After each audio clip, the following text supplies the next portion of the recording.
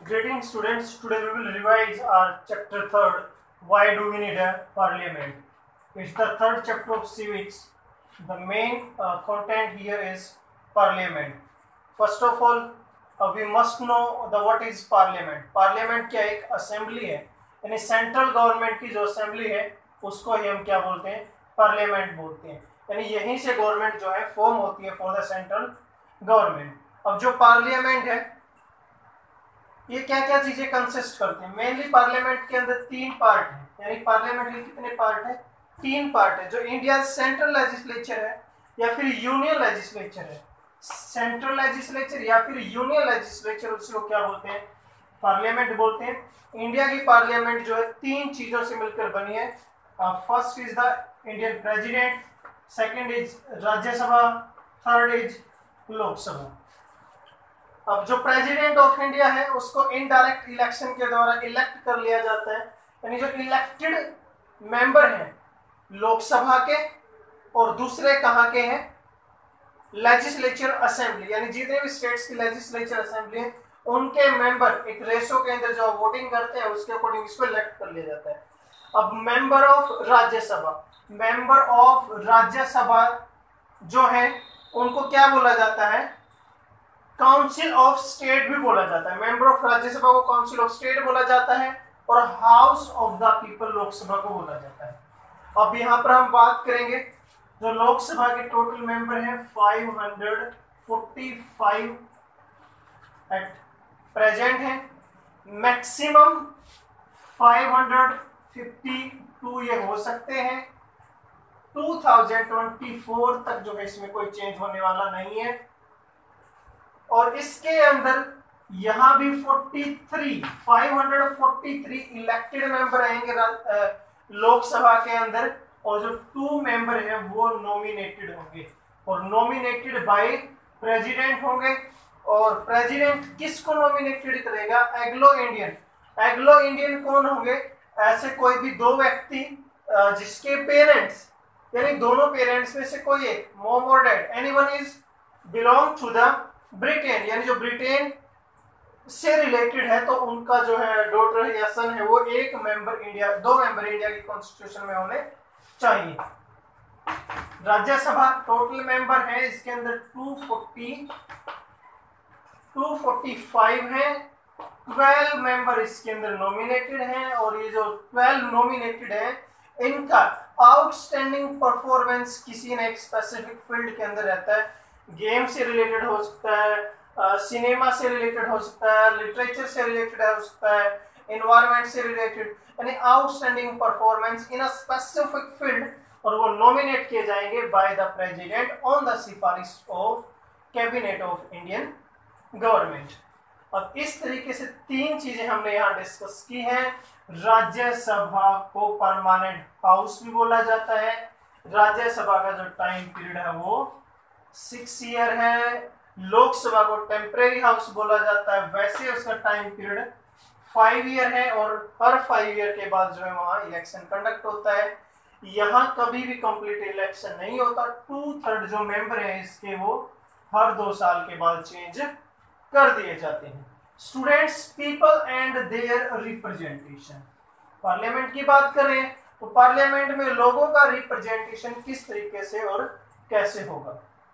अब देखिए पूरे इंडिया से हमने बात की, केवल 543 को ही इलेक्ट किया जाएगा।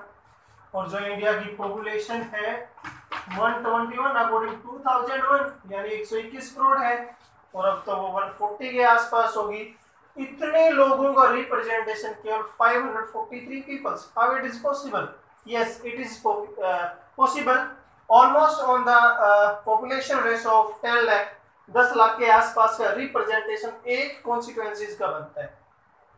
We are living in the city Jind, और जींद और सोनीपत की कॉन्स्टिट्यूएंसीज यानी को मिला के एक कॉन्स्टिट्यूएंसी जो बनती है, और वहां का रिप्रेजेंटेशन एक मेंबर करेगा, यानी कौन होगा, वो मेंबर ऑफ पार्लियामेंट होगा। तो जींद से कौन है, आई मीन सोनीपत से कौन है, रमेश कौशिक है। इस तरीके से जो है चीजें यहाँ रहेंगी। तो 543 मेंबर ही पूरे इंडिया से इलेक्टेड होंगे। अब पीपल्स के रिप्रेजेंटेशन की बात थी, ये कैसे हुआ? क्योंकि जो 543 हैं इनको वोट तो पीपल्स ने दिया है ना, और पीपल ने उनको वोट दिया है तभी तो वो इलेक्टेड हुए हैं, तो इसीलिए उनका रिप्रेजेंटेशन वहां हो जाएगा। Next thing, the role of the parliament. Parliament मतलब सेंट्रल गवर्नमेंट, स्टेट गवर्नमेंट भी हो सकती है। सेंट्रल गवर्नमेंट के अंदर 543 जो लोग गए हैं इलेक्ट होने के बाद, अब इनका काम क्या है? जो गवर्नमेंट है वो भी 3 हिस्सों में डिवाइड होती है वैसे, मेनली लेजिस्लेचर, उसके अंदर होता है एग्जीक्यूटिव और जुडिशरी, ये तीसरा पार्ट है वैसे, गवर्नमेंट का पार्ट नहीं है, लेजिस्लेचर और जुडिशरी।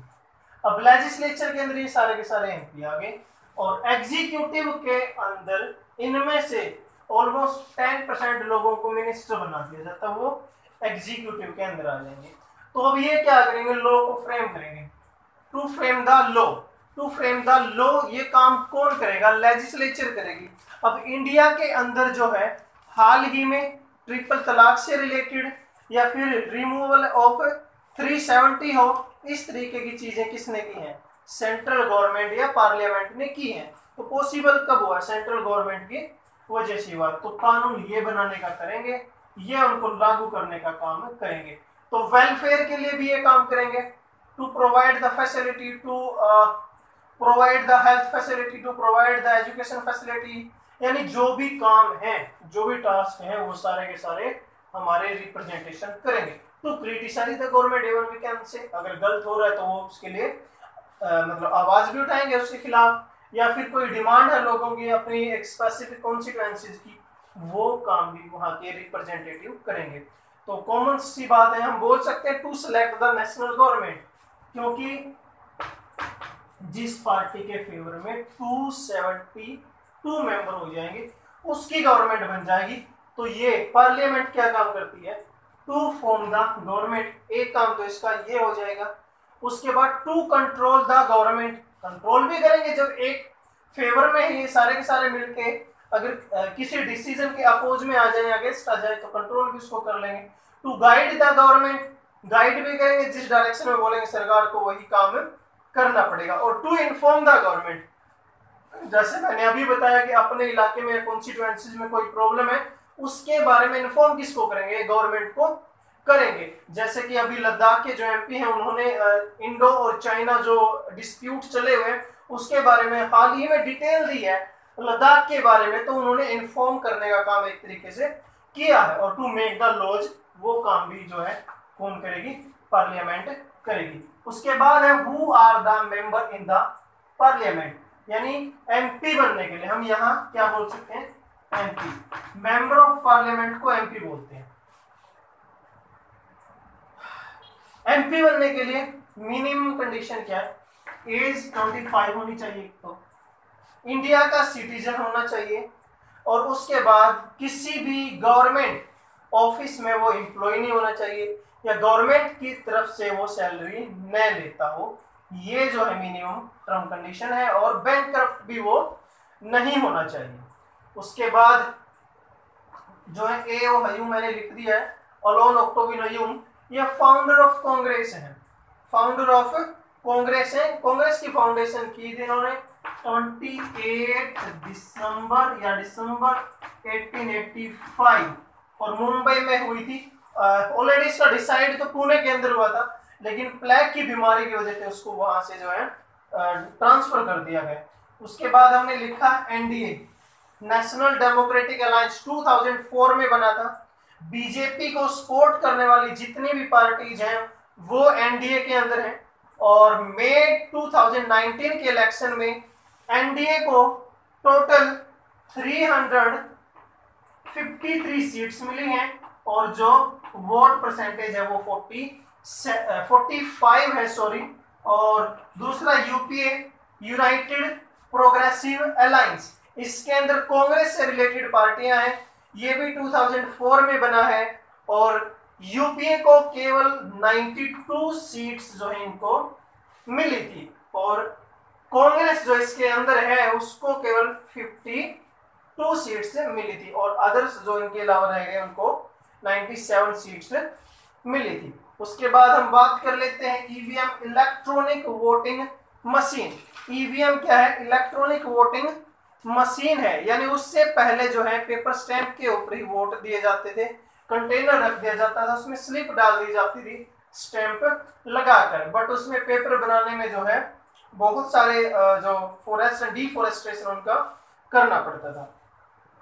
उसके बाद हम यहाँ बात करेंगे MLA, member of legislative assembly, यानी स्टेट असेंबली के जो मेंबर हैं वो एमएलए होते हैं। MP, member of parliament, member of parliament कहाँ हो गई? ये लोकसभा और राज्यसभा दोनों ही यहाँ हो सकते हैं। उसके बाद जो लास्ट टर्म यहाँ रहती है पीएमओ, प्राइम मिनिस्टर ऑफिस, यानी प्राइम मिनिस्टर ऑफिस में जो अधिकारी काम करते हैं उनको पीएमओ बोला जाता है। और फिलहाल में जो एजेंसी एग्जीक्यूटिव है वो प्रमोद कुमार मिश्रा जो है पीएमओ के तौर पर काम कर रहे हैं। Students, it was all over about this lecture.